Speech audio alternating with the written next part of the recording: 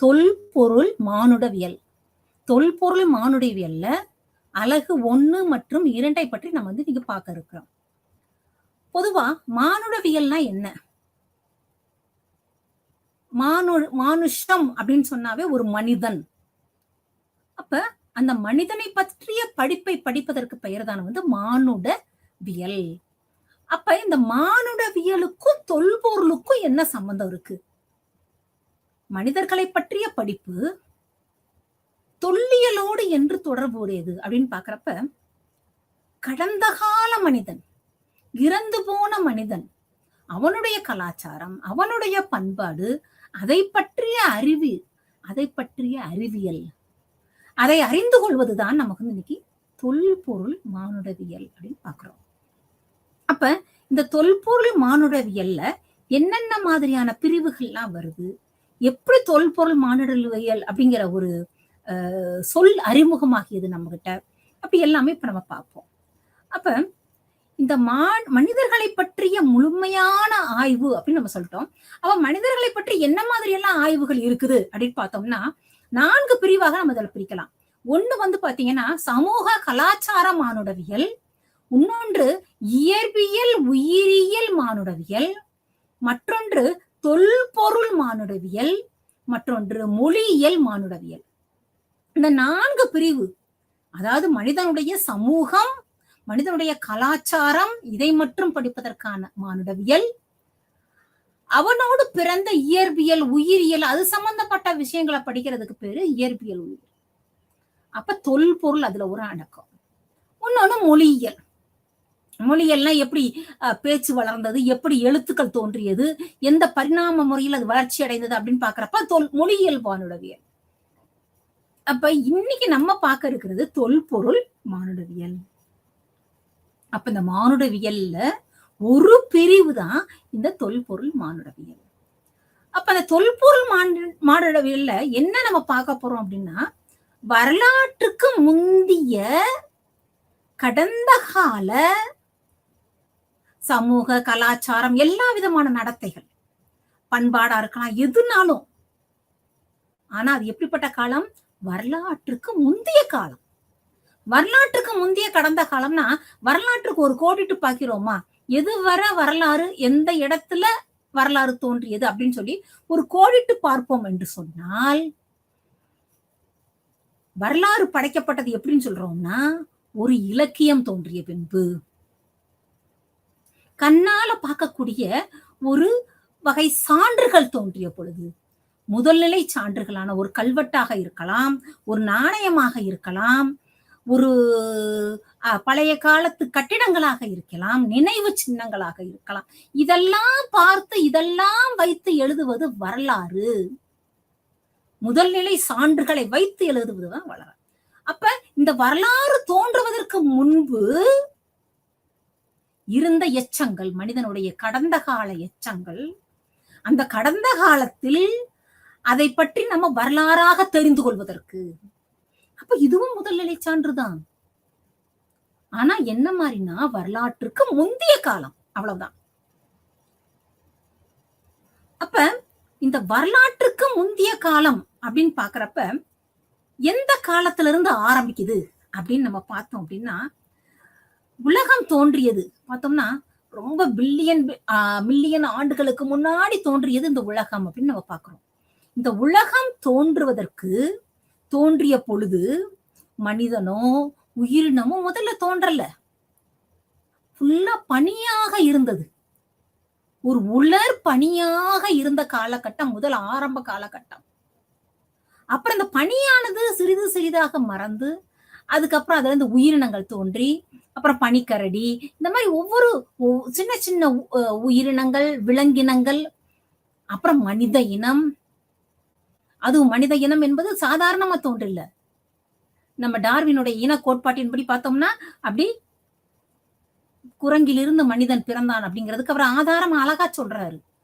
அந்த மாதிரி ஒரு வளர்ந்து வந்தது. அப்ப அந்த காலகட்டைய, அந்த கலாச்சாரத்தை எப்படி தெரிஞ்சுக்கிறது?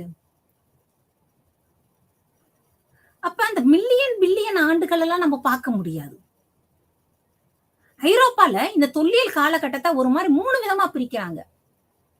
கற்காலமாக பிரிக்கிறார். பழைய கற்காலம், இடைக்கற்காலம், புதிய கற்காலம் என்று 3 பிரிவாக பிரிக்கிறார்கள். அப்ப அதுல இருந்து நம்ம என்ன பார்க்க போறோம்? வரலாற்றுக்கு முந்தைய காலகட்டமாக அதுல இருந்து எடுத்துக்கிறோம். பழைய கற்காலம் என்பதை வரலாற்றுக்கு முந்தைய காலகட்டத்தினுடைய அறிமுகமாக நம்ம வந்து பழைய கற்காலத்தை வச்சுக்கிறோம். அப்ப இருந்து தொல்பொருள் சான்றுகள் எப்படி இருந்தது, தொல்லியல் சான்றுகள் எப்படி இருந்ததுன்னு சொல்லி அந்த காலகட்டத்தில் இருந்து நம்ம வந்து படிப்படியாக அந்த தொல்லியல் வளர்ச்சியை நம்ம பார்க்க போறோம். அப்ப இந்த தொல்பொருள் மானுடவியல் என்பது என்னன்னு சொன்னோம்னா, இறந்தவர்களின் மானுடவியல் ஒண்ணு. இன்னொன்னு என்ன சொல்லலாம் அப்படின்னா, அழிந்து போன சமூகங்களின் இனவியல். ஒரு சமுதாயம் மிக சிறப்பாக வாழ்ந்த ஒரு சமுதாயம் ஒரு காலகட்டத்துல ரொம்ப சிறப்பாக இருந்தது. இன்று அந்த சமுதாயம் இல்ல. இப்படி ஒரு வகை இனத்தவர்கள் அங்க வாழ்ந்தார்களாம் அப்படின்னு நம்ம தெரிஞ்சுக்கிறோம். அந்த மாதிரியான சமூகத்தை பற்றிய ஒரு அறிவியல். இன்னைக்கு சிந்து சமவெளி நாகரிகம் அப்படின்னு சொல்றோம்னா, அந்த சிந்து சமவெளி நாகரிகத்துல இப்படி எல்லாம் மக்கள் வாழ்ந்திருக்காங்க. அவர்கள் எவ்வளவு உயரம் இருந்திருப்பார்கள்.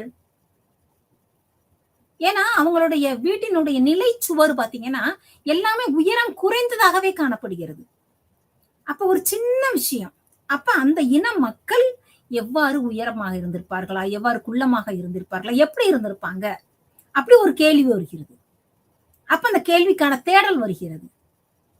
அப்ப தேடி பார்க்கறப்ப வேற ஏதாவது ஒரு ஆதாரம் கிடைக்குமா அந்த சமூகத்துல அப்படின்னு ஒவ்வொரு அழிந்து போன சமூகத்தினுடைய இனத்தை பற்றி நம்ம தெரிஞ்சுக்கிறதுக்காக பாக்குறோம். ஏன் அப்படின்னா அது வந்து கடந்த காலம். இந்த கடந்த காலத்தில் இருந்துதான் இன்று வளர்ச்சி பாதையானது நிகழ்காலத்திற்கு வந்திருக்கிறது. அப்ப அந்த வளர்ச்சி பாதையை பின்னோக்கி பார்ப்பது. அப்ப மானுடவியல் அப்படின்னு நம்ம பாக்குறப்ப இதுல இறந்தவர்களை பற்றி மட்டும் பார்க்கல, ஒரு சமுதாயத்தினுடைய கலாச்சாரத்தை பார்க்கிறோம், ஒரு சமுதாயத்தினுடைய வளர்ச்சியை பார்க்கிறோம். ஏன் அந்த சமுதாயம் வளர்ச்சி அடையாம அழிந்து போயிற்று அப்படின்னு பார்க்கிறோம். அப்ப அடுத்து சொல்றப்ப பாருங்க, அழிந்து போன கலாச்சாரங்கள் பற்றிய ஆய்வு. அழிந்து போச்சு ஒரு கலாச்சாரமே. இருந்திருக்கு ஒரு காலத்துல, சங்க காலமும் சரி கற்காலமும் சரி நிறைய காலங்கள்ல நிறைய விதமான கலாச்சாரங்கள் இருந்ததற்கான சான்றுகள் மிக அழகாக நம்மகிட்ட இருக்கு இன்னைக்கு. அப்ப அப்படி ஒரு கலாச்சாரம் இருந்து அழிந்து போச்சுன்னா எப்படி அழிஞ்சு போச்சு? என்னவா இருந்திருக்கும்? அவங்களுக்குள்ள சண்டை நடந்திருக்குமா? அல்லது அந்த காலகட்டத்துல மிகப்பெரிய வெள்ளம் தோன்றி இருக்குமா? அல்லது ஏதாவது இயற்கை சீற்றம் நடந்திருக்குமா? எவ்வாறு அந்த கலாச்சாரம் அழிந்து போய்விட்டு?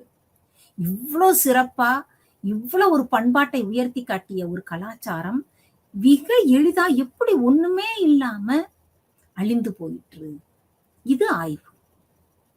அப்ப இத நம்ம என்னெல்லாம் எடுத்துக்கலாம் பாத்தீங்கன்னா, கடந்த கால பொருட்கள், கடந்த கால மனிதன், கடந்த கால சமுதாயம், இது மூன்றையும் பற்றி பார்க்கின்ற ஆய்வு தான் தொல்பொருள் மானுடவியல்.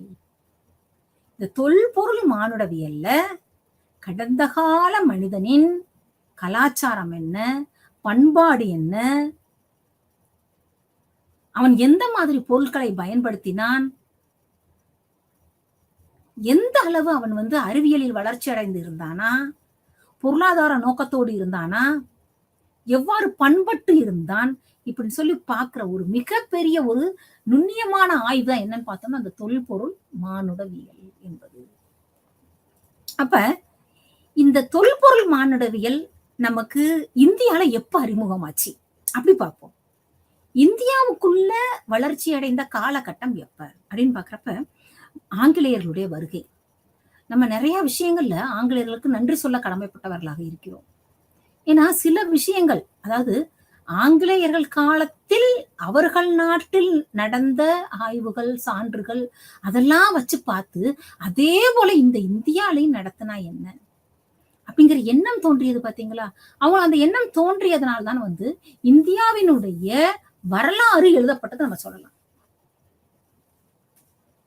ஆங்கிலேயர்களுக்கு வருகைக்கு முன்பு இருந்த வரலாறு வேற, நம்ம இந்திய வரலாறு வேற.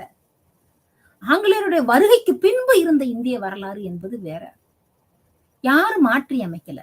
ஆனா இருந்த வரலாற்றை மிக சரியாக திருத்தமாக எழுதி கொடுக்க முடிந்தது. எப்படி எடுக்க முடிந்தது அப்படின்னு பார்த்தோம்னா, இதுல மிக சிறந்த பங்கு வகிப்பவர் யார் சொன்னோம்னா அலெக்சாண்டர் ஹன்னிங்ஹாம். அலெக்சாண்டர் ஹன்னிங்ஹாம் என்ன சொல்றோம் சொன்னோம்னா, இந்திய தொல்லியலின் தந்தைன்னு சொல்றோம். இந்திய தொல்லியலின் தந்தைன்னு சொல்லப்படுற அளவுக்கு அவர் தொல்லியல் துறைக்கு மிகுந்த பங்காற்றி இருக்கிறார். இவர் ஆக்சுவலா ஒரு நல்லா பார்த்தோம் அப்படின்னா, இவர் ஒரு ஆங்கிலேய படையில் ஒரு அதிகாரியாகத்தான் பதவிக்கு வருகிறார். அதிகாரியாக பதவிக்கு வந்தவர் இந்தியாவுக்கு வந்த பொழுது இங்க இருக்கிற நினைவு சின்னங்கள்லாம் பார்க்கிறார். எவ்வளவு நினைவு சின்னங்கள்! அப்ப மிகப்பெரிய கலாச்சாரம் இந்த இந்தியால இருந்திருக்கணும் ஒரு காலகட்டத்துல. அப்ப இந்த நினைவு சின்னங்களை பற்றி நாம் ஆராய்ந்தால் என்ன? ஏற்கனவே இருக்கிற நினைவு சின்னங்களை வேற எதையும் தோண்டி பார்க்கணும் அவர் யோசிக்கல. ஏற்கனவே இருக்கின்ற நினைவு சின்னங்கள், அதை வச்சு பார்த்தா என்ன, அதை வைத்து என்னன்னு பார்த்தா என்ன அப்படின்னு சொல்லிட்டு, அப்ப நம்மளுடைய வைஸ்ராயத்தை யாரு சொன்னோம்னா ஹானிங் பிரபு. ஹானிங் பிரபுக்கு ஒரு அறிக்கையாக சமர்ப்பிக்கிறார். இந்தியாவினுடைய புராதனத்தை பற்றி ஓரளவு தெரிந்து கொண்ட அலெக்சாண்டர் ஹன்னிங்ஹாம் இந்தியாவினுடைய புராதன தன்மையை கூறி, இங்கு இருக்கின்ற புராதன சின்னங்கள், நினைவு சின்னங்களை ஆய்வு மேற்கொண்டால் எவ்வாறு இந்தியாவினுடைய வரலாறு திருத்தி அமைக்கப்படும் என்பதை மிக தெளிவாக மிக அழகாக அவருக்கு ஒரு அறிக்கையாக சமர்ப்பிக்கிறார். அந்த அறிக்கையை பார்த்த உடனே ஹானிங் பிரபுக்கு, அதாவது சில விஷயங்கள் நம்ம ஒரு விஷயத்த சொல்ற விதமா சொல்றப்பதான் எடுபடும். அப்ப இந்த அறிக்கையை பார்த்த உடனே ஹானிங் பிரபுவுக்கும் ஒரு ஆவல் ஏற்படுகிறது. இதுக்கு நம்ம அனுமதி கொடுத்தா என்ன, இது மாதிரி நம்ம பண்ணா என்ன அப்படின்னு சொல்லி முதலாவதாக அந்த அதிகாரியாகவே யாரை நியமிக்கிறார்னா அலெக்சாண்டர் கன்னிங்ஹாம இந்த தொல்லியல் பிரிவுக்கு ஒரு அதிகாரியாக நியமனம் செய்து, இதை நீங்களே செய்யுங்க. அவர் கேட்டது என்னன்னா, இந்த மாதிரி விஷயங்களை நம்ம ஆராய்ச்சி செஞ்சா என்ன நம்ம அரசாங்கம்னு கேட்டாரு. இவர் என்ன சொன்னாருன்னா, நீங்களே அந்த முயற்சியை எடுத்து செய்யுங்க அப்படின்னு சொல்லி சொல்றாரு. அப்ப 1861 அலெக்சாண்டர் ஹன்னிங்ஹாமிற்கு இந்த பொறுப்பு வழங்கப்படுகிறது. தன்னுடைய முதற்கட்ட ஆய்வா என்ன பண்றாரு அப்படின்னு அலெக்சாண்டர் பாக்குறாரு. என்ன பார்ப்போம், நம்ம நிறைய நம்மளுடைய நினைவு சின்னங்கள்லாம் பார்த்தீங்கன்னா, பொதுவாக தென்னிந்தியாவினுடைய தமிழக வரலாற்றில் பாக்குறப்ப தென்னிந்தியால மிக பழைய கால நாகரிகங்கள்லாம் இருந்ததுங்கிறதுக்கு அடையாளம் நிறைய இருக்கு. ஆனா ஆரம்ப காலகட்டத்துல வட இந்தியாவில் இருந்த புராதனங்கள் தான் தெளிவாக தெரிந்தது மக்களுக்கு. அப்ப வட இந்தியாவில் இந்த புராதன சின்னங்களை மட்டும்தான் முதலாக தன்னுடைய ஆய்விற்கு எடுத்துக்கொள்கிறார் அலெக்சாண்டர் கன்னிங்ஹாம். கயாவில் இருந்து சிந்து நதி பாய்கின்ற பகுதி வரை தன்னுடைய ஆய்விற்கான களமாக எடுத்துக்கொள்கிறார். கயால இருந்து அப்ப இந்த கயா இந்த பகுதிகள் எல்லாம் பாத்தீங்கன்னா, இந்த சாஞ்சி சாரநாத் எல்லாமே அந்த பகுதிகள்ல ஃபுல்லா ஒரு காலத்துல புத்த மதம் மிக சிறப்பாக வளர்ந்த இடம் அந்த இடம். அப்ப இவருடைய ஆய்வில் புத்தர் காலம் மற்றும் குப்தர்கள் காலம் மிக தெளிவாக அவரால் எடுத்து வைக்க முடிகிறது. குப்தர்களை பார்த்தியும் புத்தர் காலத்துல இருந்த நிறைய சமய சின்னங்கள், தூண்கள், சாசனங்கள், பௌத்த மடாலயங்கள் இதெல்லாம் நிறைய இடம் அப்ப எங்கெங்கெல்லாம் அந்த மாதிரியான புத்த மதத்திற்கான விஷயங்கள் கிடைக்குது, அப்ப இதுவரை அந்த புத்த மதமானது வளர்ந்து இருந்தது என்று சொல்ல முடியும். இந்த பகுதி வரை மிக தெளிவாக வளர்ச்சி அடைந்திருந்தது புத்த மதம் அப்படின்னு சொல்ற அளவுக்கு அந்த மதத்தினுடைய தாக்கம் எங்கெங்க இருந்ததுன்னு பாக்குற மாதிரி அமைஞ்சது இவருடைய. அப்ப இந்த முதல் கட்ட ஆய்வு அப்படின்னு பாக்குறப்ப மிக அழகாக தன்னுடைய கண்டுபிடிப்புகள் எல்லாம் முன்வைக்கிறார். குப்தர் காலத்திலும் பாத்தீங்கன்னா நாணய குவியல் ஒன்றையே கண்டுபிடிச்சு கொடுத்தாரு அப்படின்னு சொல்றாங்க. குப்தர்கள் காலத்து நாணய குவியல். அப்ப அது ஒரு நாணய உற்பத்தி சாலையாக இருந்திருக்குமா அந்த இடம், அல்லது ஒரு பொருள்களை பண்டமாற்று செய்கின்ற இடமாக இருந்திருக்கலாமா, ஏதோ ஒரு விதத்துல. அப்ப அந்த நாணயங்களை பார்த்த அப்படின்னா அந்த நாணயங்களை வைத்தே பார்த்துடலாம் நம்ம ஒரு சமுதாயத்தினுடைய வளர்ச்சி எப்படி இருக்கு. அதாவது அந்த நாணய குவியல்ல அதிகமான நாணயங்கள் பொற்காசுகளா செப்பு காசுகளா? பொற்காசுகள் அதிகமாக கிடைத்திருந்தால் அந்த காலத்துல பொருளாதாரம் ரொம்ப சிறப்பாக இருந்திருக்கலாம். செம்பு காசுகள் அதிகமாக கிடைத்திருந்தால் அந்த காலகட்டம் வந்து பொருளாதாரத்துல கொஞ்சம் பின்தங்கிய நிலை. சோ இந்த மாதிரியான ஒரு தெளிவான அறிவை கொடுப்பது கூட அந்த நாணயவியல். அப்ப இதெல்லாம் அவங்களுக்கு கிடைக்குது அலெக்சாண்டர் கன்னிங்காமும் அவருக்கு உதவி செய்ய வந்த உதவியாளர்களுக்கும். அப்ப திரும்பி இவர் வந்து என்ன பண்ணிட்டாரு, இங்கிலாந்து போயிட்டாரு. இங்கிலாந்து போனதுக்கு அப்புறம் ஒரு சின்ன ஒரு தேக்க நிலை. இந்த காலகட்டத்துல ராபர்ட் ப்ரூஸ்ஃபுட், இந்த ராபர்ட் ப்ரூஸ்ஃபுட் யார் வர்ற அப்படின்னு சொன்னோம்னா, ஒரு மண்ணியல் துறைக்கு தலைவராக இவரை வந்து தேர்ந்தெடுக்கிறாங்க. ஒரு மண்ணை ஆராய்ச்சி செய்பவர்களாக மண்ணியல் துறையில வர்றார். இவர் 1863 வர்றாரு. இவர் வந்து பார்த்துட்டு அலெக்சாண்டர் கன்னிங்ஹாம் பண்ணதெல்லாம் என்னவா இருக்கு அப்படின்னா, வட இந்தியாவை பற்றி இருக்கு, தென்னிந்திய பகுதியில் இவருடைய ஆராய்ச்சி இல்லையே அப்படின்னு சொல்லி தென்னிந்திய பகுதியில் இவருடைய ஆய்வை தொடங்குகிறார் ராபர்ட் ப்ரூஸ்ஃபுட். இந்த காலகட்டத்துல அலெக்சாண்டர் கன்னிங்ஹாம் திரும்பி வர்றார். திரும்பி வந்தவர், இந்தியாவுக்கு வருகை தந்தவர் 1871. 1871 இருந்து 1885 வரை கிட்டத்தட்ட ஒரு 14 ஆண்டு காலம் மிக சிறப்பாக தொல்லியல் துறைக்கு தன்னுடைய சேவைகளை எவ்வளவு செய்ய முடியுமோ மிக, அதாவது முதல் காலகட்டத்துல வந்து அகலாய்வுகள்லாம் நிறைய நடத்தல. 2வது காலகட்டம் அவர் வந்தப்ப ஃபுல்லா அகலாய்வுகள் நிறைய இடங்கள்ல நடத்தி மிக வெற்றிகரமாக எங்கெங்கெல்லாம் என்னென்ன மாதிரியான நாகரிகங்கள் இருந்தது, பழங்கற்காலம் எந்த ஏரியால இருந்தது, புதிய கற்காலம் எந்த ஏரியால இருந்தது அப்படின்னு சொல்லி மிக தெளிவாக தன்னுடைய பகுதிகளை வந்து இவர் வந்து திட்டமிட்டு சொல்றாரு. இதுலதான் அலெக்சாண்டர் கன்னிங்ஹாமுடைய ஒரு மிகப்பெரிய பங்களிப்பு என்னன்னு பார்த்தோம்னா, சிந்து சமவெளி நாகரிகம். சிந்து சமவெளி நாகரிகத்தை எப்படி அப்படின்னு பார்த்தா, ஒரு மிகப்பெரிய ஒரு மேடு. ஏன் இந்த பகுதி மட்டும் ஒரு மேடா இருக்கு? இந்த பகுதி மட்டும் ஒரு மணல் மேடாக ஏன் இருக்கிறது அப்படின்னு சொல்லி பாக்குறப்ப அந்த பகுதியின் பெயர் வந்து மொஹஞ்சதாரோ. அந்த மொஹஞ்சதாரோல அதை பார்த்தோம் அப்படின்னா, அது ஒரு இறந்தவர்களின் மேடாக இருக்கிறது. உள்ள பார்த்தா எண்ணற்ற அந்த நம்ம வந்து அந்த காலகட்டத்துல எப்படி வைப்பாங்க அப்படின்னு சொன்னோம்னா, ஒரு பிட்டு மாதிரி இருக்கும், சவ குழிகள் அந்த மாதிரி ஒரு பானையில வச்சு, முதுமக்கள் தாலி அப்படின்னு சொல்லுவாங்க அது பேர் தமிழ்ல, முதுமக்கள் தாலி. அதுக்குள்ள என்ன பண்ணுவாங்கன்னா, இறந்தவர்களுடைய உடலை வைத்து சில பேர் என்ன பண்ணுவாங்க அப்படின்னா, அவங்களுக்கு பிடித்த தானியங்களை கூட உள்ள வைப்பாங்க. ஆனா ஒரு சிலர் என்ன சொல்றாங்கன்னா, அந்த முதுமக்கள் தாலி என்பது வயது மூத்தோர்களை வந்து பராமரிக்க முடியாத காலகட்டத்துல உயிரோட வைத்து கூட வச்சிருக்கலாமோ, அதனாலதான் அது பேர் வந்து முதுமக்கள் தாலி அப்படின்னு சொல்லி சொல்றாங்க அப்படின்னு ஒரு பக்கம் இருக்கு. ஆனா எது எப்படியோ இறந்தவர்களை அடக்கம் செய்யும் முறை அந்த முதுமக்கள் தாலி என்பது. இறந்தவர்களை முழு உடலையும் உள்ளே வைத்து அவர்கள் உபயோகப்படுத்திய பொருட்கள், அவர்கள் விரும்பிய பொருட்கள் அதெல்லாம் வைத்து அந்த முதுமக்கள் தாலில அங்கங்க சிறு ஓட்டைகள், அந்த ஆவி சென்று வருவதற்கான ஒரு ஓட்டைகள் வைக்கப்பட்டு அந்த முதுமக்கள் தாலி நிறைய கிடைத்தது எங்கன்னா அந்த மொஹஞ்சதாரோல. அப்ப இறந்தவர்களின் மேடு. அப்ப இவ்வளோ பேர் இந்த இடத்துல இறந்திருக்காங்க அப்படின்னு சொன்னா, இது ஒரு சண்டை நடந்ததுக்கான இடமா இல்ல, ஆனா வாழ்ந்த இடமாக இருக்கிறது. அப்ப இதை தோண்டி பார்ப்போம் அப்படின்னு சொல்லிட்டு மிக பயங்கரமா தோண்டி தோண்டி தோண்டி தோண்டி கண்டுபிடிச்சதுதான் சிந்து சமவெளி நாகரிகம். எப்படி நம்ம இதுல எகிப்து நைல் நதி கரையில தோன்றியது எகிப்து நாகரிகம் அப்படின்னு சொல்லி ஒவ்வொரு நாகரிகம் மிக சிறந்த நாகரிகங்கள் எல்லாமே ஒரு நதிக்கரையின் ஆற்றங்கரையில் தோன்றியவைகள் தான் அப்படின்னு பாக்குற மாதிரி இந்த சிந்து சமவெளி நாகரிகமும் சிந்து நதியினுடைய கரையில் தோன்றியது. அப்ப 2 நகரங்களை கண்டுபிடிக்கிறாரு. ஒண்ணு பாத்தீங்கன்னா மொஹஞ்சதாரோ, இன்னொன்னு பார்த்தா ஹரப்பா, இன்னும் பக்கத்துல பாத்தீங்கன்னா ஹாலிபங்கன். ஒவ்வொரு இடத்துலயும் கண்டுபிடிப்புகள் மிக அருமையான கண்டுபிடிப்புகள்.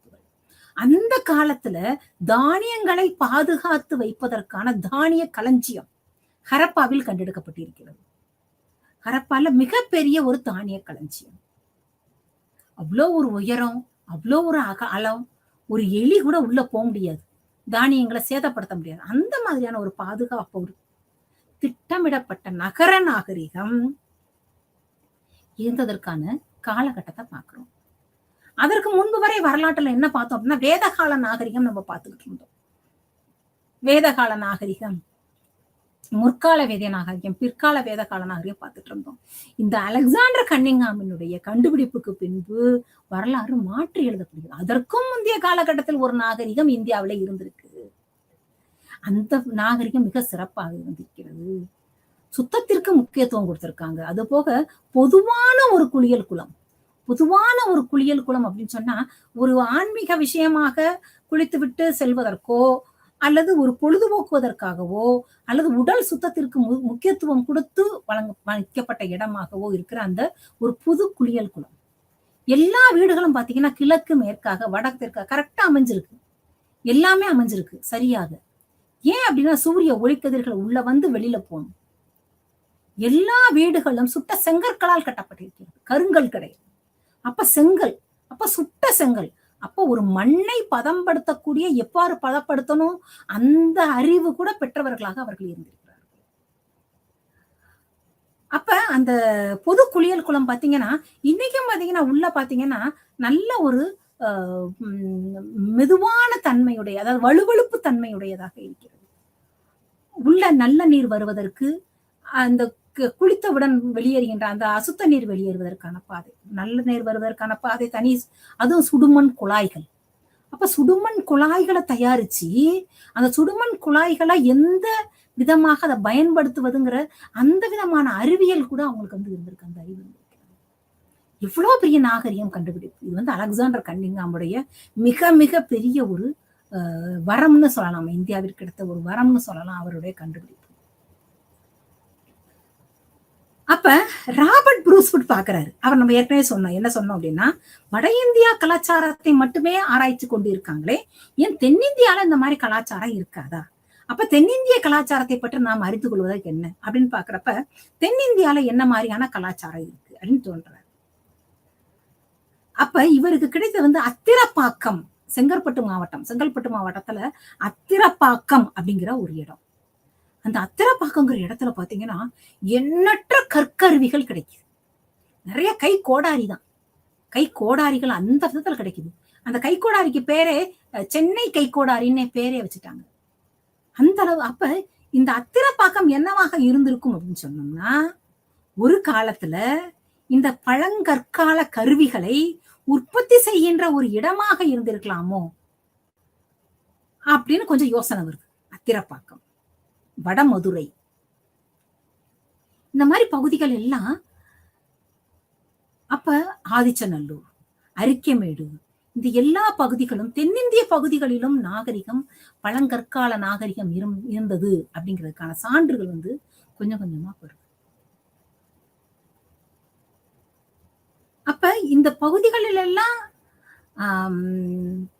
கிடைத்த என்ன கிடைச்சிச்சு அப்படின்னு பார்த்தோம்னா, பழங்கற்கால மனிதர்கள் உபயோகப்படுத்திய கருவிகள் கிடைச்சிச்சு நிறைய.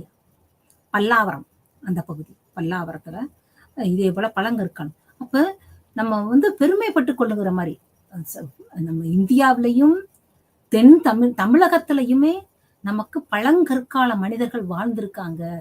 அவங்கெல்லாம் இருந்த ஒரு பழமையான ஒரு இடம் தான் நம்ம தென்னிந்திய பகுதியும் அப்படிங்கிற ஒரு பெருமைப்பட்டுக் கொள்கின்ற விஷயமாக நமக்கு வந்து ராபர்ட் ப்ரூஸ்வுட் வந்து கொடுக்குறாரு. அப்ப இந்த ராபர்ட் ப்ரூஸ்வுட் வந்து கண்டதை பார்த்ததை அப்படி பண்ணாம அதை எடுத்து ஒரு ஆய்வை மேற்கொள்கிறார். ஏன்னா இவர் ஏற்கனவே நான் சொன்னேன், மண்ணியல் துறையினுடைய ஒரு தலைவராக இருந்தவர். அப்ப அந்த கிடைத்த ஆவணங்களை, கிடைத்த பொருட்களை, இதனுடைய தன்மை என்ன, இது எந்த காலத்தை சார்ந்தது, இது எந்த காலத்திற்கு முற்பட்டது, எந்த காலத்திற்கு பிற்பட்டது, அப்ப இந்த காலத்தை ஐரோப்பாவில் இதே சமகாலத்தோடு தொடர்பு படுத்தி பார்த்தோம்னா அது எப்படி இருக்கு அப்படின்னு ஒவ்வொரு பொருளையும் ஒவ்வொரு மாதிரி சம்பந்தப்படுத்தி பார்க்கிறார். அப்ப அந்த பழங்கால பொருட்களை ஆய்வு செய்வது வந்து எப்படி பார்க்கிறாருன்னா, ஒரு அறிவியல் கண்ணோட்டத்தோடு அதை ஆய்வு செய்கிறார். அதனுடைய அணுகுமுறை வந்து அப்படி இருக்கு. அப்ப இந்த பழங்கால பொருட்களை ஆய்வு செய்தது மட்டுமல்லாமல் பதிவு செய்யவும் தொடங்குகிறார். பதிவு செய்கிறாரு எல்லா இடங்கள்லையும், எந்தெந்த இப்ப சென்னை, டில்லி, எல்லா இடங்கள்லையும் முக்கியமான பகுதிகள் எல்லாம் என்ன பண்றாங்கன்னா அருங்காட்சியகங்கள் அமைக்கிறதுக்கு ஏற்பாடு பண்றாங்க. கிடைத்த பொருட்களை எல்லாம் எல்லா மக்களும் பார்வையிடும் மாதிரி, அதனுடைய முக்கியத்துவத்தை மக்கள் தெரிஞ்சுக்கணும். முதல்ல அந்த மக்கள் தெரிஞ்சுக்கிட்டாங்கன்னா தான் அவங்க வந்து அதை வந்து பாதுகாப்பாங்க அப்படிங்கிறதுக்காக நிறைய வந்து எண்ணற்ற அருங்காட்சியகங்களை வந்து அமைக்கிறதுக்கு ஏற்பாடு பண்றார் ராபர்ட் ப்ரூஸ் புட். அதனால ராபர்ட் ப்ரூஸ் புட் என்ன சொல்றோம்னா நவீன தொல்லியலின் தந்தை சொல்றோம். இந்தியாவினுடைய நவீன தொல்லியலின் தந்தை. ஏன்னா ஏற்கனவே வந்து தொல்லியலின் தந்தை யாருன்னா நம்ம அலெக்சாண்டர் கன்னிங்காம் சொல்லிட்டோம். இவர் இந்த நவீன தொல்லியலின் தந்தை யாருன்னு சொன்னோம்னா ராபர்ட் ப்ரூஸ் புட் அப்படின்னு சொல்றோம். ஏன்னா அவர் வந்து ஆய்வு செஞ்சு பதிவு செய்ய தொடங்குகிறார். இன்ன பொருள் இங்க கிடைச்சிருக்கு, இன்ன பொருள் இதோட சம்பந்தப்படுத்திருக்கு, இந்த பொருளுக்கு காரணம் இதுவாக இருக்கலாம் அப்படிங்கிற மாதிரி மிக அழகாக வந்து அவர் வந்து பதிவு செய்கிறார். இது வந்து இவங்க 2 பேருடைய முயற்சினால, இதுக்கப்புறம் பர்கஸ் வர்றாரு, நிறைய பேர் இதுக்கப்புறம் வந்து பயங்கரமான தொண்டாட்டி இருக்காங்க தொல்லியல் துறைகள்ல. ஆனா இவங்க 2 பேரையும் நம்ம என்னமா எடுத்துக்கலாம்னு சொன்னோம்னா தொல்லியல் துறையினுடைய முன்னோடிகளாக நம்ம எடுத்துக்கலாம். முன்னோடிகளாக ஒரு திட்டமிடலோடு இந்த மாதிரி பாதையில இவங்க போகணும்னு சொல்லி ஒரு பாதையை இட்டு சென்றவர்கள் இவர்கள். இந்த பாதையை பின்தொடர்ந்து சென்றவங்க நிறைய பேர். அப்ப இந்த மாதிரி இவர்கள் வந்து தொல்பொருள் ஆய்வியலில் கண்டெடுத்த பொருட்களை கலாச்சாரமாக நம்ம பிரிக்கிறோம். இது எல்லாமே கற்காலம் தான். இந்த கற்கால கலாச்சாரத்தை 3 கட்டமாக பிரித்துக் கொள்கிறோம். பழங்கற்காலம், இடைக்கற்காலம், இன்னொன்னு புதிய கற்காலம்.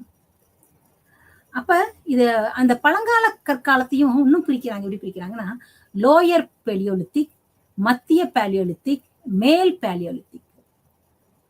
பேலியோலித்திக் அப்படின்னு சொன்னோம்னா லித்திக் அப்படின்னா கல்லு, பேலியோ அப்படின்னு சொன்னோம்னா பழமை அப்படின்னு பழமை வாய்ந்த ஒரு கற்கால நாகரிகம். அப்ப இந்த கற்கால நாகரிகம் எப்படி இருந்திருக்கும் கொஞ்சம் யோசிச்சு பாருங்க. கற்கால மனிதர்கள் எப்படி இருந்திருப்பாங்க? நாகரிகம் அறியாத மக்கள் இல்லைங்களா? நாகரிகம் அறியல. அப்ப கிடைத்த உணவை எப்படி கிடைச்சிச்சோ அதே உணவை அப்படி சாப்பிட்டு இருப்பாங்க. அதை பதப்படுத்தி சாப்பிட தெரிஞ்சிருக்காது. என்ன உணவு கிடைக்கிறதோ அதை அப்படியே சாப்பிட்டு பழகுனவங்க தான் வந்து அந்த பழைய கற்கால மனிதர்கள்.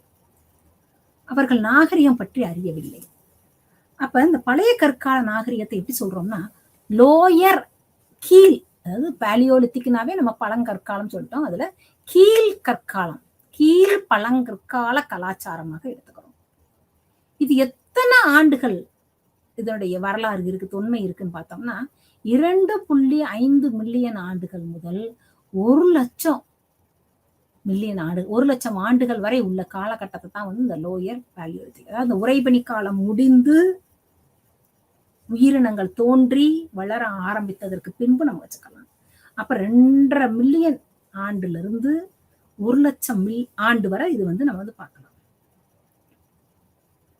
அப்ப இந்த காலகட்டத்துல என்னென்னமான கருவிகள் யூஸ் பண்ணாங்க அப்படின்னா கூழாங்கல், சாப்பர், வெற்ற கருவி, கிளீவர், ஸ்கிராப்பர்னு சொல்றாங்க. இது எதுக்கு அப்படின்னு சொன்னோம்னா ஒரு இப்ப இந்த மாதிரி வேர் மாதிரி இருக்கு, பட்டை மாதிரி மரத்தோட பட்டை இருக்குன்னா அந்த பட்டையை கிழிக்கிறதுக்கு பயன்படுத்துறது.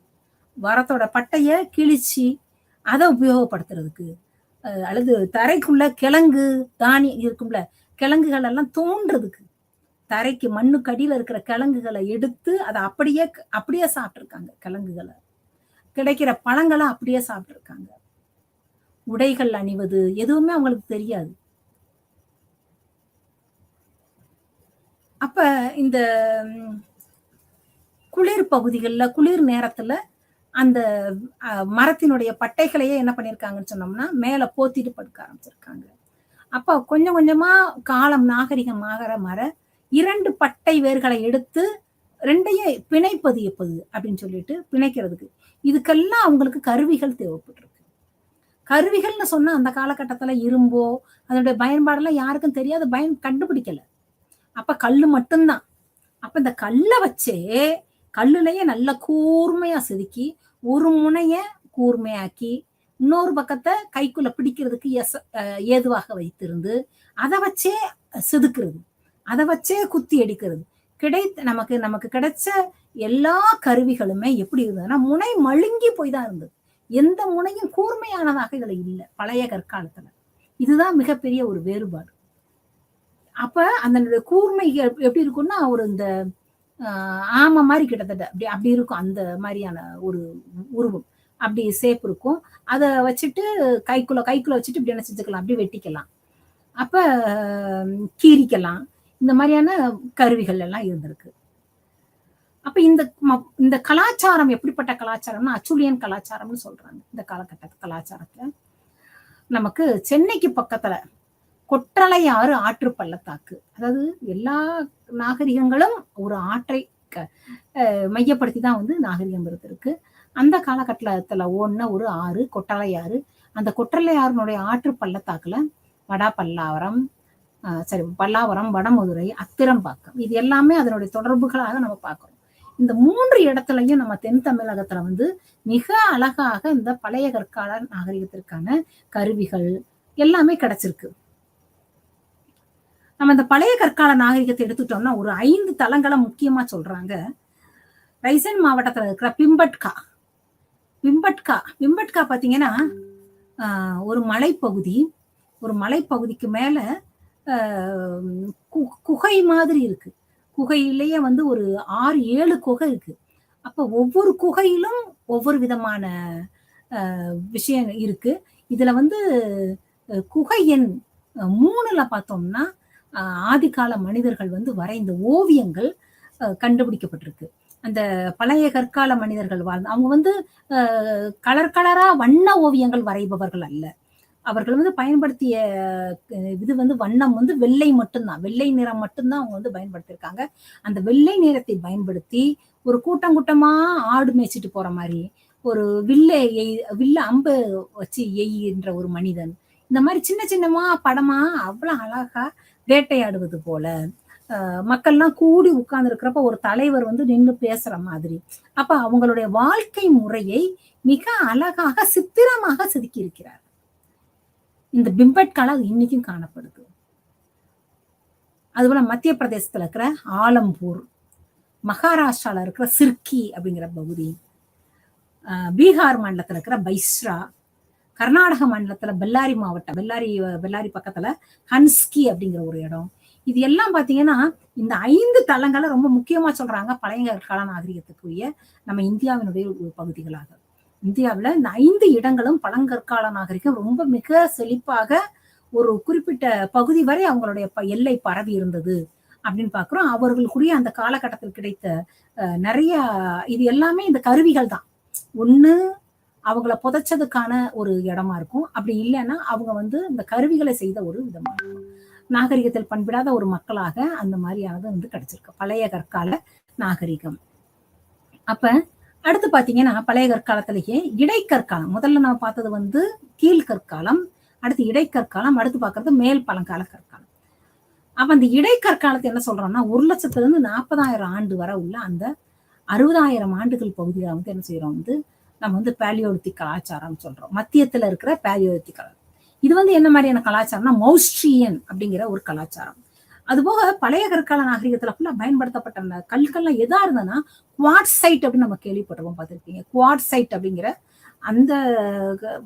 அந்த விதமான கல்லு, அதுதான் வந்து அவங்க வந்து பயன்படுத்தி அந்த கருவிகள். ஏன்னா அந்த கல்லு வந்து வலிமை வாய்ந்ததாக இருக்கும், சீக்கிரம் நொறுங்கிடாது. அதனால குவாட்சைட் அப்படிங்கிறத எடுத்து பயன்படுத்தியிருக்காங்க. அப்ப இவங்க வந்து மகாராஷ்டிரால நவாசா அப்படிங்கிற இடம், அதோட பிம்பட்காலே இன்னொரு குறிப்பிட்ட பகுதி. இவங்கெல்லாம் வந்து அந்த கொஞ்சம் கொஞ்சமா இந்த கலாச்சாரம் வந்து கொஞ்சம் வளர்ச்சி அடைஞ்சிருக்கு. அதை எப்படின்னு சொன்னா கருவிகள் வந்து கூர்மையாக இருக்கிறது. அந்த கருவிகளுக்கு வந்து அந்த கூர்மை இல்லை கீழ்பழங்கற்காலத்துல. இந்த கற்காலத்துல பாத்தீங்கன்னா கொஞ்சம் கருவிகள் எல்லாமே கொஞ்சம் தெளிவா இருக்கு. அப்ப கொஞ்சம் ஒரு வளர்ச்சி அடைந்த ஒரு நாகரிகமாக இந்த மக்களை வந்து பார்க்கிறோம். இந்த நாகரிக மக்களுடைய படங்கள், வரைபடங்கள் இதெல்லாம் பாக்குறப்ப கொஞ்சம் நாகரிகத்துல அவங்க முன்னேறி இருக்காங்க அப்படிங்கிற மாதிரி பார்க்கிறோம். அடுத்து பாத்தீங்கன்னா மேல் பழங்கால கற்காலம். ஒண்ணு கீழ் பழங்கால கற்காலம், மத்திய பழங்கால கற்காலம், இன்னொன்னு மேல் பழங்கால கற்காலம். இந்த மேல் பழங்கால கற்காலத்தை பாத்தீங்கன்னா கிறிஸ்துவுக்கு இது எல்லாமே கிறிஸ்துவனுடைய பிறப்பிற்கு முன்னாடி, கிறிஸ்துவனுடைய பிறப்பிற்கு முன்னாடி 40,000 வருஷத்துல இருந்து 8,000 ஆண்டுகள் வரை சொல்றாங்க. இது வந்து மேல் பழங்கால நாகரிகம் சொல்றோம். இதுல வந்து கொஞ்சம் கொஞ்சமா மக்கள் வந்து பொருட்களை உருவாக்க தெரியுறாங்க. கலை பொருட்கள் கூட அவங்களால வந்து என்ன செய்ய முடியுது, உருவாக்கப்பட முடியுது. அதுபோக கருவிகளை வந்து கல்லுல மட்டும் இல்ல, எலும்புல வச்சு கூட என்ன பண்றாங்க, கருவிகள் வந்து நிறைய செய்யறாங்க. எலும்ப வச்சு கூர்மையான கருவிகள்லாம் வந்து அந்த விலங்குகளுடைய எலும்புகள் அதையுமே வந்து கருவிகளாக யூஸ் பண்றதுக்கு பயன்படுத்துறதுக்கு பழகிருக்காங்க. இது நம்ம எங்க பார்த்தோம் அப்படின்னா திருப்பதிக்கு பக்கத்துல ரல்லா கல்லாவா அப்படிங்கிற அந்த நதிக்கரைக்கு பக்கத்துல 3 இடம் இருக்கா, 2-3 இடம் இருக்கு. அந்த இடம் எல்லாமே திருப்பதி பக்கத்துல இருக்குது. இது எல்லாமே அந்த மேல் பழங்கால கற்கால நாகரிகத்தை ஒட்டியது அப்படின்னு பாக்குறோம். அதுல ஆந்திரால வந்து கர்னூல் மாவட்டம், அங்க வந்து முச்சட்கா சிந்தாமணி அப்படிங்கிற ஒரு பகுதி. மத்திய பிரதேசத்துல திருப்பியும் சொல்றோம் நம்ம பிம்பட்கா பகுதி. இந்த பிம்பட்கா பாத்தீங்கன்னா பழைய கற்கால நாகரிகத்துல கீழ்லையும் வருது, மத்தியிலையும் வருது, மேல் பழங்கால அப்ப ரொம்ப ஆண்டுகள் அதுல இருந்து பிம்பட்கால வந்து மக்கள் வந்து வாழ்ந்திருப்பாங்க அப்படின்னு தெரியுது. அந்த அதுபோக நம்ம இப்ப கண்டுபிடிச்சதுல எல்லாத்துலயும் பின்னாடி கடைசியா கண்டுபிடிச்சது எதுன்னா பிம்பட்கா. பிம்பட்கா ரொம்ப நாள் வரை யாருமே தெரியாது, யாருமே அறியாத ஒரு பகுதி. குறிப்பிட்ட காலத்துக்குள்ளதான் அறியப்பட்டு ஒரு ஒரு 15-20 ஆண்டுகளுக்குள்ளாடுதான் அது வந்து கண்டுபிடிக்கப்பட்டு இன்னைக்கு அதனால வந்து அதனுடைய தொன்மை வந்து ரொம்ப அழகா பாதுகாக்கப்படுது.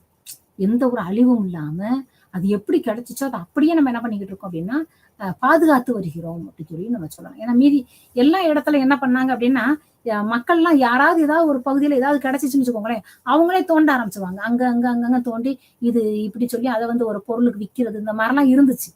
அப்ப நம்ம ஹர்ஜன் பிரபு வந்து அதுக்கு ஒரு தடை சட்டம் போட்டார். யாரும் தோண்டக்கூடாது. தோண்டுவது என்பதான் அந்த மாதிரியான தொல்பொருள் ஆய்வுக்கு தோன்றுவது அப்படின்னு சொன்னா அதுக்கு அனுமதி பெற்றவர்கள் மட்டும்தான் தோண்ட முடியும். அது போல அனுமதி வாங்கிதான் அதை செய்யணுங்கிறத சட்டமாக கொண்டார். தொல்பொருள் ஆய்வு சட்டமாக வந்து கொண்டு வந்து ஒரு பாதுகாப்புக்காக அந்த மாதிரி ஹர்சன் பிரபு வந்து ஏற்பாடு பண்ணார். அப்ப இந்த பகுதிகள் எல்லாமே பாதுகாப்புக்கு உட்பட்ட பகுதிகளாக நம்ம வந்து மத்திய அரசாங்கத்தை வந்து அனௌன்ஸ் பண்ணி வச்சிருக்காங்க. அடுத்ததாக இந்த மெசோலித்திக் கலாச்சாரம். மெசோலித்திக் கலாச்சாரம் எப்படி அப்படின்னு சொன்னோம்னா கொஞ்சம் ஒரு இடையில இருக்கிறது ஒரு கலாச்சாரம். இதுல வந்து விவசாயத்துக்கு மக்கள் போகல, ஆனா விவசாயத்துக்கு முன்னாடி உள்ள கலாச்சாரம் அப்படி என்னன்னா கிடைக்கிற கிழங்கு இதெல்லாம் அப்படி சாப்பிடாம கிழக்குன்ற விஷயத்த அதை பண்படுத்தி உண்டாங்க. ஒரு சுட்டு பழகின அது நெருப்பினுடைய உபயோகம் கண்டுபிடிக்கப்பட்ட காலகட்டம். அதனால நெருப்பினுடைய பயன்பாடு அறிஞ்சு அந்த நெருப்புன சுட்டு கிடைச்ச பொருள் வந்து டேஸ்டா இருந்தது. ஒரு காட்டு தீயில அந்த பொருட்கள் வந்து கருகி போனதுக்கு அப்புறம் கிடைச்சப்ப வந்து சாப்பாடு அந்த உணவு வந்து வித்தியாசமான முறையில் நல்லா இருந்துச்சு. அப்ப அதே போல நம்ம வந்து நெருப்பில் இட்டு பழகினால் என்ன அப்படின்னு நெருப்பை வந்து கொஞ்சமா யூஸ் பண்ண பழகுறாங்க. கொஞ்சம் கொஞ்சமா வேட்டையாட ஆரம்பிக்கிறாங்க மக்கள். அதை வந்து எப்படின்னா ஒரு விலங்கு இறந்து கிடந்துச்சுன்னா அது இறந்தது வந்து என்ன பண்ணணும் பார்ப்பாங்க. இப்ப வந்து வேட்டையாடி அந்த வேட்டையாடிய உணவை பட்படுத்தி நல்லா சமைத்து உண்ணும் அளவிற்கு தேர்ந்தவர்களாக மாறினாங்க இந்த காலகட்டம், மெசோலித்திக் காலகட்டம் அப்படின்னு நம்ம சொல்றோம். அப்ப ஒரு கொஞ்சம் கொஞ்சமா அதை செழித்தோங்கிய கலாச்சாரத்தினுடைய ஒரு ஆரம்ப பகுதியா நம்ம வந்து இதை வந்து பாக்குறோம். காலம் பாக்குறப்ப கிறிஸ்துவுக்கு முன்னாடி 8000 ஆண்டுகளுக்கு முன்பு வரை 6000 ஆண்டுகள் வரை உள்ள இந்த காலகட்டத்தை மெசோலித்திக் கலாச்சாரம் சொல்றோம். கர்னூல் மாவட்டத்துல இருக்கிற ஜுவாலாபுரம் இலங்கையில படா டோம்பாலேனான்னு சொல்லுவாங்க, கேள்விப்பட்டிருப்போம் அந்த பகுதி. அதுபோல டில்வாரா மற்றும் பாகூர், மேற்கு ராஜஸ்தான்ல இருக்கிற டில்வாரா மற்றும் பாகூர் இந்த பகுதிகள் எல்லாம் என்ன கிடைக்கப்பட்டிருக்குன்னு சொன்னோம்னா இந்த வேட்டையாடுவதற்கான அவங்க என்னென்ன பண்ணாங்க. அது போல சக்கரத்தினுடைய பயன்பாடு கண்டுபிடிச்சிட்டாங்க. சக்கரத்தை சக்கரத்தை வந்து உருவாக்க பழகினாங்க முதல்ல. அப்ப அதே போல படகு கட்டுவதற்கு நீர்ல போய் வர்றதுக்கு படகுகள் கட்ட ஆரம்பிச்சாங்க. அப்ப அந்த சக்கரத்தை பயன்படுத்திய சக்கரத்தை சுத்தி நடுவுல மண்ணை வச்சு அந்த மண்பானைகள் செய்வதற்கான கலாச்சாரமும் வளர்ந்துச்சு நம்ம சொல்லலாம். அப்ப இந்த மாதிரியான ஒரு கலாச்சாரம் வளர்கின்ற கலாச்சாரமாக மெசோலித்திக் கலாச்சாரம் வருகிறது. மெசோலித்திக் கலாச்சாரத்துல மக்கள் எல்லாம் வந்து விவசாயம் ஒண்ணு தெரியாது, அவ்வளவுதான். விவசாயம் தெரியாததை வர மீதி எல்லாமே என்ன செஞ்சாங்க, கிடைக்கின்ற பொருட்களை அந்த வேட்டையாடிய பொருட்கள், அங்கேயே கிடைக்கிற பழம், அது தானா விளைகின்ற அந்த காய், தானா விளைகின்ற அந்த கிழங்கு, இதெல்லாம் பதப்படுத்தி சாப்பிட்றதுக்கு உண்டான பொருட்களை வந்து அவங்க வந்து பயன்பட்டாங்க. இதுல நிறைய கண்ணாடி மணி, சக்கரத்தால் செய்யப்பட்ட மட்பாண்டங்கள் நிறைய வந்து இந்த காலகட்டத்துக்கு வந்து நமக்கு வந்து ஒரு சான்றுகளாக நமக்கு வந்து கிடைச்சிருக்கு, நம்ம பார்க்கலாம். அடுத்த கற்காலம் பாருங்க, புதிய கற்கால கலாச்சாரம். இந்த புதிய கற்காலம் தான் மக்களுடைய வரலாற்றிலேயே மிகப்பெரிய மாற்றங்களை ஏற்படுத்தியதுன்னு சொல்லலாம். வரலாற்றுல மிக மாற்றம் எப்படி ஏற்படுச்சு அப்படின்னு சொல்லி பார்த்தோம்னா இது வந்து மெசோலித்திக் காலத்தை தொடர்ந்து வர்ற கலாச்சாரம். ஆனா முதலாக விவசாயத்தை மக்களிடம் அறிமுகப்படுத்தியது. எப்படி விவசாயம் செய்யறது, எப்படி பயிரிடுவது, எப்படி பயிரிடுவது அப்படிங்கிறத மக்களுக்கு வந்து விவசாயம்னா என்ன அப்படிங்கிற விஷயம் சொல்லிக் கொடுக்கப்பட்டது. அப்ப ஒரு மிகப்பெரிய மாற்றம். விவசாயத்துக்கு போயிட்டான் அப்படின்னோடனே நல்ல மனிதன் எப்படி ஆரம்பிச்சிட்டான்னா, அவனே பண்பட ஆரம்பிச்சுட்டான். நான் அப்ப விவசாயம்னு வந்துச்சுன்னா, விவசாயத்துக்கு அடுத்து விலங்குகளை தயார் பண்றது, விலங்குகளை வளர்ப்பது. அந்த விலங்குகளை நம்மளுடைய பயன்பாட்டுக்கு எப்படி வந்து பயன்படுத்திக்கிறது. ஒரு விவசாயத்துக்கு வேணும்னா எப்படி அந்த விலங்கை பயன்படுத்துவது? வளர்ப்பு பிராணியை எப்படி பயன்படுத்துவது? ஒரு பொருள் இந்த இடத்துல இருந்து இன்னொரு இடத்துக்கு கொண்டு போறதுக்கு அந்த விலங்குகளை எப்படி பயன்படுத்துறது? அப்படின்னு சொல்லி இந்த விலங்குகளை வைத்தே வந்து அவனுடைய நாகரிகம் வந்து மிக வேகமாக மாறுகிறது. மட்பாண்டம் எப்படி தயாரிக்கிறது? அதுபோல அந்த மண்ணை வந்து எப்படி அரைக்கிறது? அந்த மண்ணை அரைக்கிறதுன்னா என்னன்னா, அந்த மண்ணுக்குரிய தன்மையை மாற்றுறது. மண்ணு கிடைச்ச உடனே அப்படியே என்ன செஞ்சிட மாட்டாங்க, பானை செஞ்சிட மாட்டாங்க.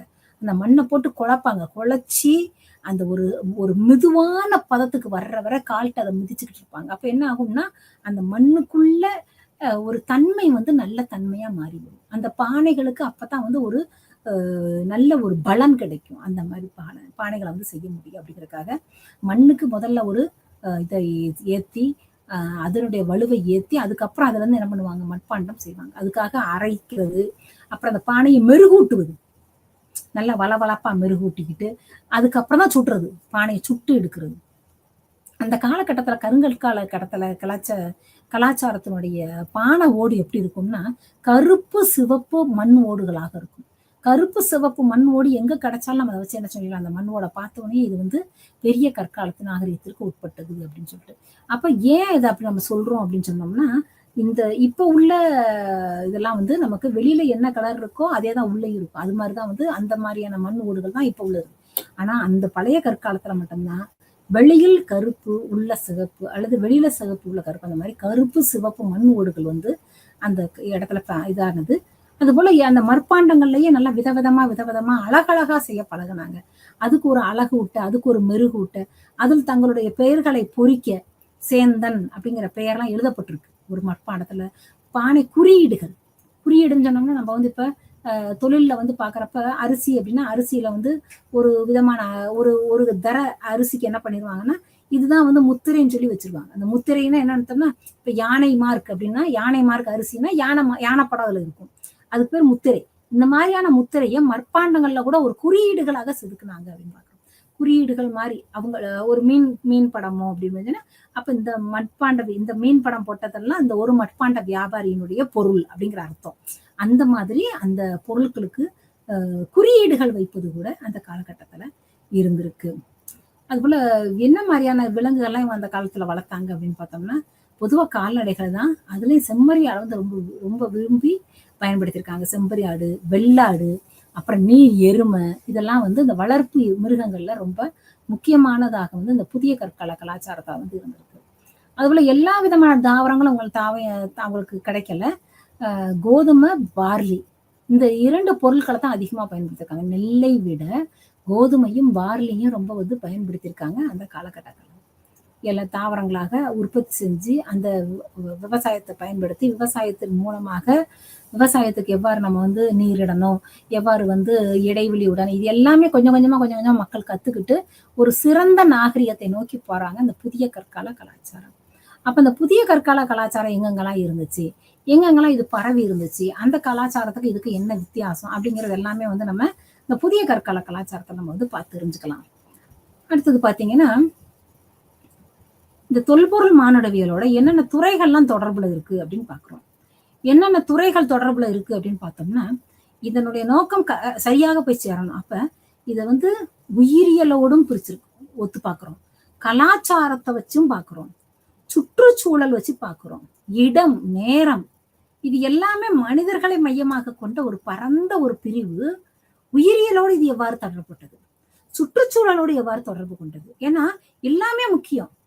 அந்த காலகட்டத்துல எப்படியான தட்பவெப்பம் இருந்திருக்கு, மழைலாம் சரியா பெஞ்சிருக்கா, பஞ்சம் இருந்துச்சா, புயல் அடிக்கடி வந்துச்சா, எல்லாம் தெரியணும் இல்லையா? அப்ப அதுக்குரிய அந்த இடம், காலம், நேரம், அந்த சுற்றுச்சூழல், எந்த விதமான சூழல்ல அந்த பருவ காலத்துல அந்த கலாச்சாரம் இருந்திருக்கு, இது எல்லாமே மையமாக வைத்து பார்க்குது.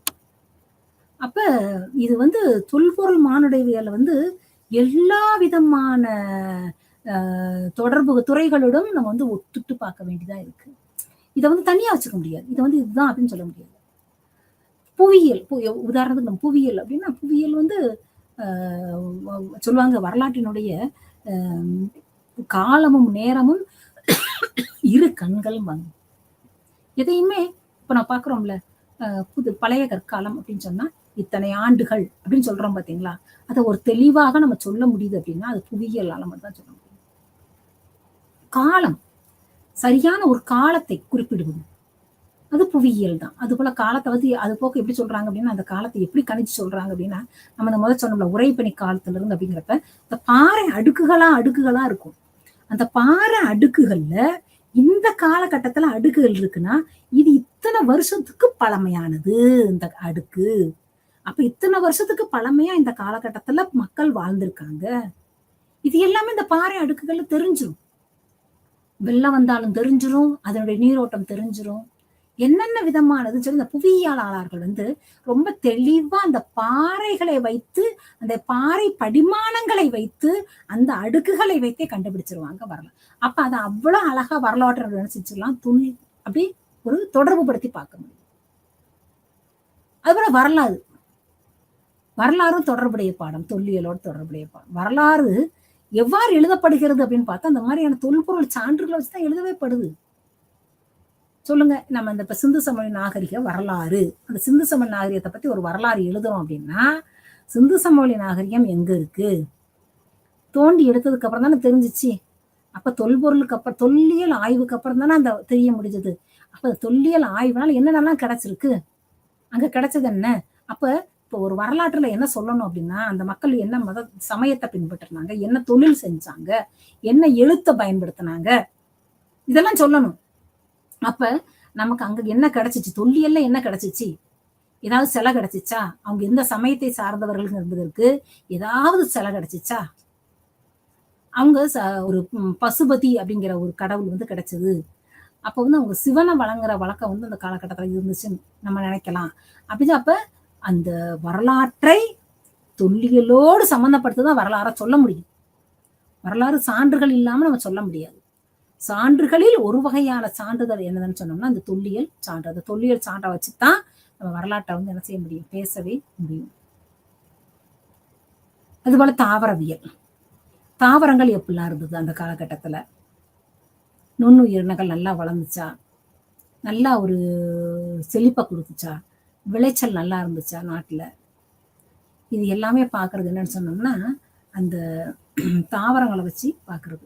எந்த விதமான தாவரங்கள் எப்படி இருந்தது, அதாவது எந்த விதமான பயிர்களை அதிகமா அவங்க விளைவிச்சாங்க, தானியங்கள் எந்த மாதிரி தானியங்கள், நெல் இருந்துச்சா, நெல் எந்த காலகட்டத்துல இருந்து நெல் வந்து பயிரிட பயன்படுத்திக்கிட்டாங்க, பயிரிட்டாங்க, இதெல்லாம் தாவரவியல் மூலமா தெரிஞ்சுக்கலாம்.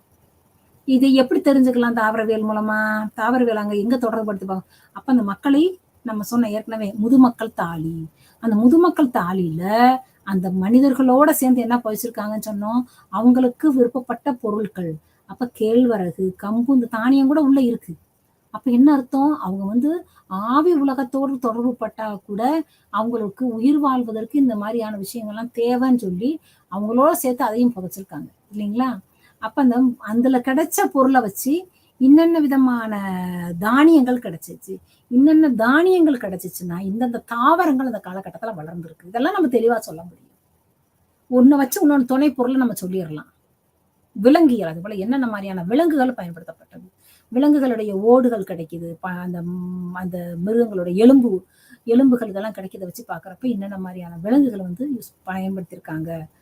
இந்த மாதிரி விலங்குகள் அவங்க அறியவே இல்லை. குதிரை இருந்துச்சா, குதிரையினுடைய பயன்பாடு உங்களுக்கு தெரிஞ்சிச்சா, நாய் இருந்துச்சா, இது எல்லாமே நம்ம என்ன செஞ்சுக்கலாம், தெரிஞ்சுக்க முடியுது.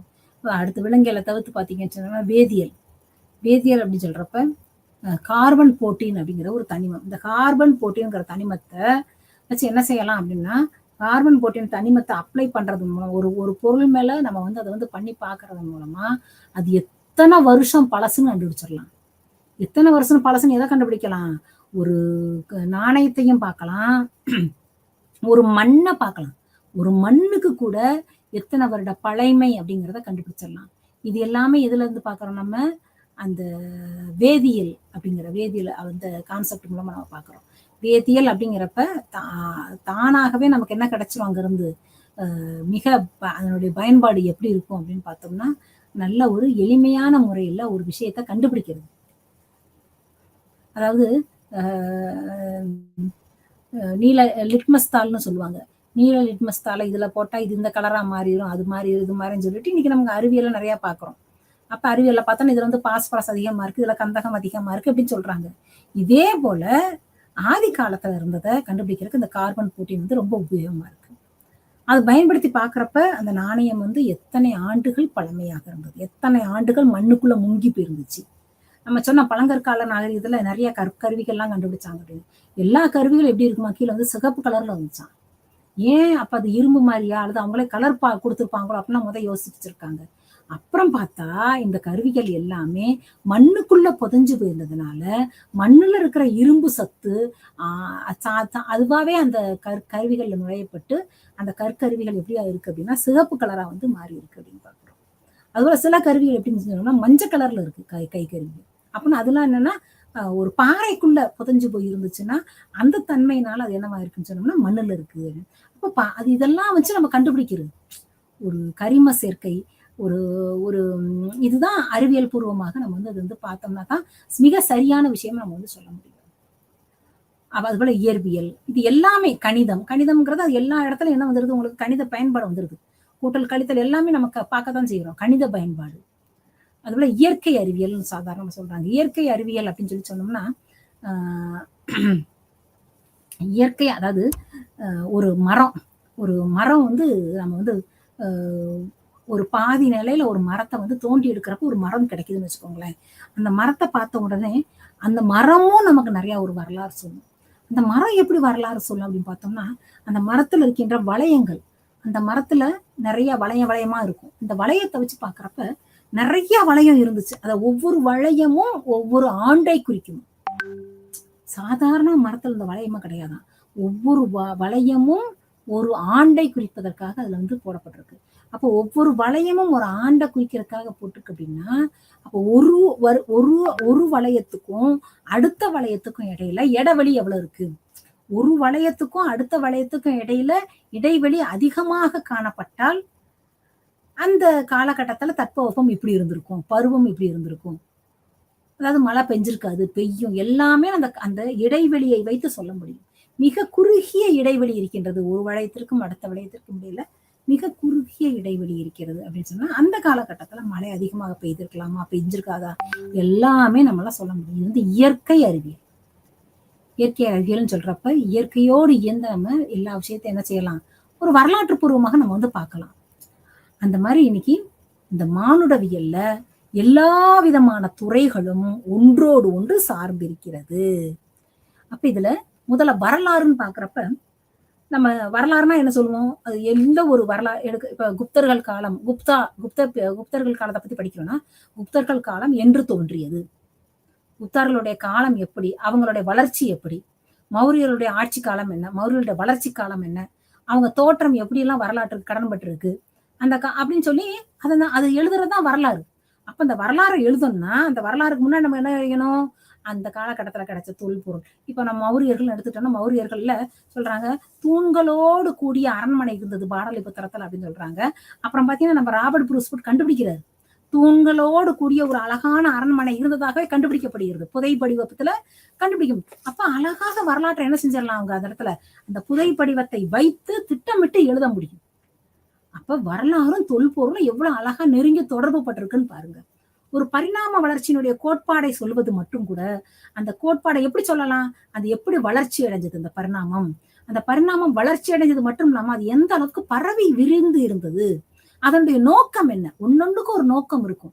எதனால இப்படி நோக்கத்தோட இந்த மாரி இதுவா வளர்ச்சி அடைஞ்சிருக்கலாம்? இப்படி நெறைய விஷயங்கள நம்ம தெளிவாக புரிந்தால் தான் வரலாறை அழகாக கட்டமைக்க முடியும். வரலாறு என்பது சான்றுகளின் மீது எழுதப்படுவது. அப்ப அந்த சான்றுகள் சரிவர இருக்கணும். சரிவர இருக்கணும். நம்ம சரிவர புரிஞ்சுக்கணும்.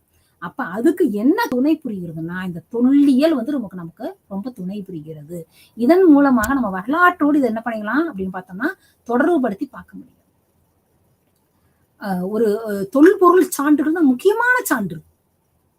நம்ம எடுத்துக்காட்டு திருப்பி நம்ம சிந்து சமவெளி நாகரிகத்துக்கே போலாம். சிந்து சமவெளி நாகரிகத்துல கிடைச்ச அந்த தொல்பொருள் ஆய்வு சான்றுகள் தான் அந்த நாகரிகத்தையே திட்டமிட்டு கூடுது. இத்தனை வருஷம் பழமை, இத்தனை மாதிரி மக்கள் வாழ்ந்தாங்க, இப்படி எல்லாம் வாழ்ந்தாங்க, இப்படி கட்டி இருந்தாங்க, இப்படி இருந்திருக்கலாம். ஏன் எப்படி சொல்ல முடியுது? அந்த கட்டடம் கிழக்கு மேற்காக, வடக்கு தெற்காக எல்லாமே அப்படி இருக்குன்னா, அப்ப இந்த சூரிய கதிர்கள் ஒன்னொன்னா அவங்க எப்படி நாகரிகத்துல சிறந்து விளங்குனாங்கிறத ஒவ்வொரு விஷயமும் நம்ம தொல்பொருள் சான்றுகளை வச்சு நம்மளால பார்க்க முடியும். அப்ப இந்த தொல்பொருள் சான்றுகள் இருந்தால் தான் வரலாறை சிறப்பாக கட்டமைக்க முடியும். அடுத்த பாடம் துறை, அடுத்த என்ன துறைன்னு பாக்குறப்ப புவியியல். வரலாறோடு நம்ம பார்க்கற புவியியல் பாக்குறப்ப ஒரு கால வரிசை வேணும். நம்ம நாகரிகத்தை பத்தி சொல்றப்பயே முற்கால வேத காலம், பிற்கால வேத காலம், சங்க காலம், இப்படி ஒவ்வொரு காலத்தையும் அழகா பிரிச்சு நம்ம சொல்றோம். எப்படி சொல்றோம்? அந்த கிறிஸ்துவுக்கு முன்போ கிறிஸ்துவுக்கு பின்போ தோன்றிய கால வரிசை, அந்த கால வரிசையானது எதுல இருந்து நம்ம தெரிஞ்சு கொள்ள முடியுதுன்னா இந்த புவியியல் பூர்வமாக நம்ம பார்க்க முடியும். இந்த புவியிலே சரியா உட்பிரிவு இருக்கு. நம்ம அடுத்த வகுப்புல அதை பத்தி படிப்போம். ஸ்ட்ராகிரபி, லித்தாலஜி, பழங்காலவியல், பெட்ராலஜி, இது எல்லாமே எப்படின்னு சொன்னோம்னா பாறைகளை பத்திய படிப்பா இல்ல பாறை படிமங்களை பத்திய படிப்பா, அதாவது எல்லா இடத்துலயும் நம்ம பார்க்கணும். தொல்லியல் என்பது சாதாரண நிலத்துல மட்டும் தோன்றது கிடையாது. பாறைகளுக்கு இடையிலும் கிடைக்கும், கடலுக்கடையில் கூட கிடைக்கும். கடலுக்கடியில புதைஞ்சு போன எத்தனை நகரங்களை கண்டுபிடிச்சிருக்காங்க. இவ்வளவு பெரிய நகரங்கள், அதுக்குள்ள கடல் கூட. இன்னைக்கு கிருஷ்ணர் பிறந்தாரு, கிருஷ்ணர் வளர்ந்தாரு அப்படின்னு சொல்றதுக்கான மதுராவினுடைய அந்த தொல்லியல் எச்சங்கள் கூட நம்ம கடலுக்குள்ள காணப்படும். அப்ப இந்த மாதிரி புவியியல்ல கால வரிசை, பண்பாடு எப்போது உருவானது, எப்படி உருவானது, அந்த பாறை படிமானங்களை பார்க்கிறோம். பாறையினுடைய படிமானங்கள் மிக அழகா நம்மளுடைய வளர்ச்சியை சொல்லுது. இந்த ஆண்டிலிருந்து இந்த ஆண்டு வரை இவ்வாறு இருந்திருக்கிறது. உறைபனி காலம் முடிந்து மனிதர்கள் வாழ தொடங்கியிருக்காங்க. இது எல்லாமே பாறை படிகானம்னு நம்ம கத்துக் கொடுக்கும். நம்ம பாறை தானே நம்ம நினைக்க வேண்டாம். அதை ஆராய்ச்சி செஞ்சு பார்த்தோம்னா அது அழகா, அதுல இந்த கார்பன் 14 அது தனிமத்தை அதுல செலுத்தி பார்த்தோம் அப்படின்னு சொன்னோம்னா நமக்கு அழகா தெளிவா சொல்லிடும். இது இந்த காலத்திற்கு முற்பட்டது இந்த பாறை, இது இத்தனை ஆண்டுகள் பழமையானது. நீங்க சொல்றாங்கல்ல திருவண்ணாமலையில அந்த பாறைகளை படிமானங்களை வைத்தே அதனுடைய அந்த திருவண்ணாமலையுடைய வரலாறை சொல்லிடலாம் அப்படின்னு சொல்றாங்க. அப்ப புவியியலும் முக்கியமானது. எதோட பாக்குறப்ப நம்ம இந்த தொல்லியலோடு தொடர்புடைய ஒரு பாடமாக நம்ம பாக்குறோம். அப்ப இது போக வேற என்ன இருக்கு அப்படின்னா இயற்கை அறிவியல்னு சொல்லி நிறைய அறிவியலை கொடுத்துட்றாங்க துறைகள். வேதியியல், இயற்பியல், வானியல், கணிதம், புள்ளியியல், தாவரவியல், விலங்கியல், இது எல்லாத்துக்கான விஷயம். நம்ம இந்த காலகட்டத்துலதான் நம்ம சுனாமி தோணுச்சு அப்படின்னு பாக்குறோம். ஆனா சோழர்களுடைய ஆட்சி காலத்திலையும் ராஜராஜ சோழன் காலத்திலயுமே அந்த மாதிரியான ஒரு நடந்திருக்கு. அப்ப இதெல்லாம் பாக்குறது எப்படி பாக்குறோம் அப்படின்னா அந்த வானியல் ஆராய்ச்சியின் மூலமாக அதை தொடர்பு படுத்தி அதுலயும் ஒரு இயற்பியல் மூலக்கூறுகளை பயன்படுத்தி கணித சமன்பாடுகளை பயன்படுத்தி அந்த பகுதியில என்ன விதமா, அதாவது அந்த ஒரு காலத்தினுடைய மாறுதல், காலநிலை மாறுபடுது, பருவநிலை மாறுபடுது, ஏதாவது ஒரு விஷயம் நடக்க போகுது அப்படின்னு சொன்னா மிக அழகாக நமக்கு இயற்கையை காட்டி கொடுத்துரும் அப்படிங்கிறாங்க. சில தாவரங்கள் வேகமா ஒதுங்கி வரும் அப்படிங்கிறாங்க. அப்ப இந்த மாதிரி இதெல்லாம் என்ன செய்யலாம், நம்ம அறிவியலோட சம்பந்தப்படுத்தி அதை தொல்லியலோடு சம்பந்தப்படுத்தி ஒரு வாழ்க்கை வரலாற்றை மிக தெளிவாக நம்மளால எழுத முடியும் இல்லைங்களா? அந்த விலங்கு எந்த மாதிரி, அந்த விலங்குகள்லாம் எந்த மாதிரி விலங்குகள் அங்க பயன்படுத்தினாங்க.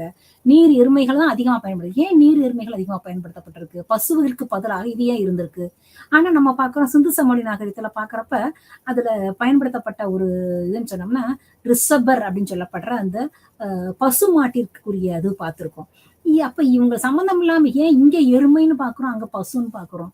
எதனால அந்த விலங்குகள் அங்க மாறுபடுது? அந்த விலங்குகளை ஏன் இவங்க பயன்படுத்தல, ஏன் இவங்க பயன்படுத்தினாங்க அப்படி பார்த்தோம் அப்படின்னா அதுக்கப்புறம் அந்த புவியியலோட தொடர்பு படுத்தி பார்க்கணும். அந்த இடத்தினுடைய தன்மை இப்படி, அந்த இடத்தினுடைய சீதோசனம் இப்படி, அந்த இடத்தினுடைய சீதோசனத்துக்கு இந்த விலங்கினம் தான் அங்க இருந்திருக்கும். இந்த இடத்துல இந்த விலங்கினம் தான் இருந்திருக்கு. ஏன் கோதுமை பார்லிய சாப்பாடா பயன்படுத்தினாங்க? தாவரங்கள், அந்த தாவரம் மட்டும் ஏன் வளர்ந்துச்சாங்க? கோதுமை ஏன் செழிப்பாக அந்த வட இந்திய பகுதியில் வளர்ந்தது?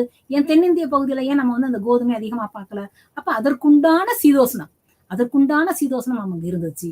இது எல்லாம் தொடர்புபடுத்தி பார்க்க வேண்டியது. இது எல்லாமே இயற்கை அறிவியல். இந்த இயற்கை அறிவியல் மிக அழகாக தொல்லியலோடு சம்பந்தப்படுத்தி பார்த்தோம்னா தான் இந்த தொல்லியல் மானுடவியலை நாம் சிறப்பாக எழுத முடியும். அப்படின்னு பாக்குறப்ப இது எல்லா துறையோடையும் தொடர்பு வச்சிருக்கு. வரலாறுன்னு, புவியியல்னு, வேதியியல், இயற்பியல், வானியல், கணிதம், புள்ளியியல், தாவரவியல், விலங்கியல்னு சொல்லி எல்லா துறையோடும் இந்த தொல்பொருள் மானுடவியல் சம்மந்தப்படுத்தி பார்க்கப்பட்டிருக்கு. அப்படி சம்மந்தப்படுத்தி நம்ம பார்த்தோம்னா தான் மிக சிறப்பாக இது அமையும். நன்றி.